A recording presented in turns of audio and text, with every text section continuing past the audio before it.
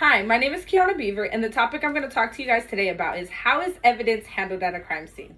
Many of you have wondered, what is evidence? Why is it so important, and how is it properly handled at a crime scene? Evidence is an important part of investigation because it can make or break a case, an investigation case. Let's dig a little deeper onto that.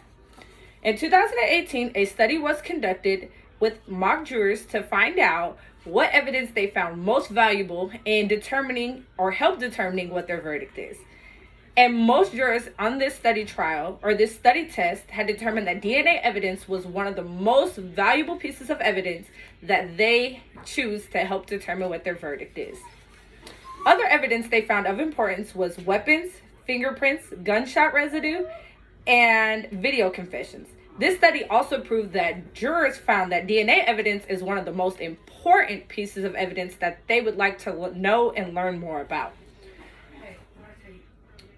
Now, let me just go ahead and explain to you guys why this is so important to mock trial or to trials and jurors. When you are in a trial, there's a thing called reasonable doubt. A prosecutor must prove beyond reasonable doubt that you are guilty of committing a crime. And by that, they have to have the evidence to prove beyond a reasonable doubt that you are the individual that committed the crime. Now that I've explained to you the importance of evidence, I would like to focus a little more on DNA, since this is the top pick that jurors found to help them pick a good verdict or their verdict. Facts about DNA testing. DNA is a very stable evidence, is a very stable piece of evidence. It does not change over time. The pattern of DNA is the same throughout your whole body, and not two same people share the same DNA. The benefits of DNA is it saves the court time and money, and it also helps create a data bank in a crime laboratory.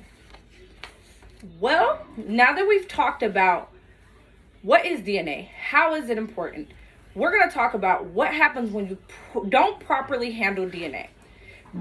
When not properly handling DNA can cause cross-contamination, and this is caused when one touches evidence with their bare hands without gloves, sneezing or coughing over evidence, and if evidence is compact into contaminated containers. What cases has DNA solved? I'm pretty sure you guys have asked this question multiple times, and I'm going to go ahead and answer it for you.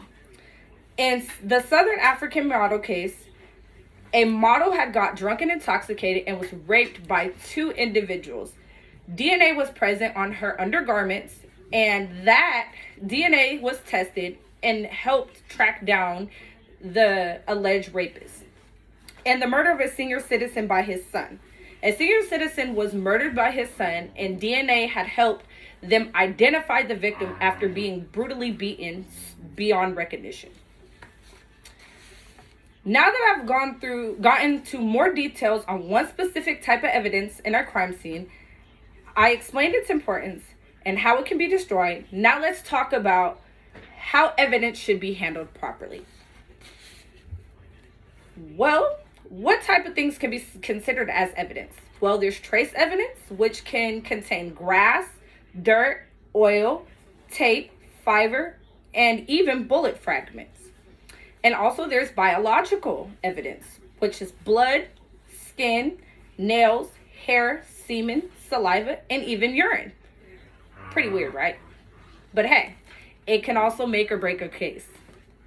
Not what you would typically want to see at a crime scene, but it's very common. How is evidence collected? Evidence can be collected in many different ways, but the two common ways are a swab. A cotton swab is usually performed for DNA testing, where you swab the vaginal area as well as the mouth or any places where DNA can be present. Also, hair. Hair can be collected and placed in an envelope, but before this is done, it has to be documented and photographed. How can we keep evidence safe at a crime scene? Collecting and preserving and securing evidence starts from the time it's collected. Patient's identification and information is kept confidential and must be kept with evidence unless it is released by law enforcement. Each person must be identified on the chain of custody when having possession of the evidence. Failure to do so can result as evidence being inadmissible in court because you don't know who had that evidence, who could have tampered with it, and what could have been done with this evidence. Also, I want to inform you about important things to remember when collecting evidence. Preserve each specimen separately, using and changing your gloves frequently. Avoid coughing or sneezing during collection, and keep tools such as gloves, cotton swabs, sterile water, separate bags, and envelopes. As I explained throughout this speech, the importance of evidence, how it is vital in a successful conviction, many are not aware of its significance. Hopefully, after this speech, you will fully understand how it's handled, documented, and how to prevent contamination. The steps can make a difference in a guilty or non-guilty verdict. If you have any other questions about properly handling evidence, you can find more information at your local law enforcement investigation office. Thank you.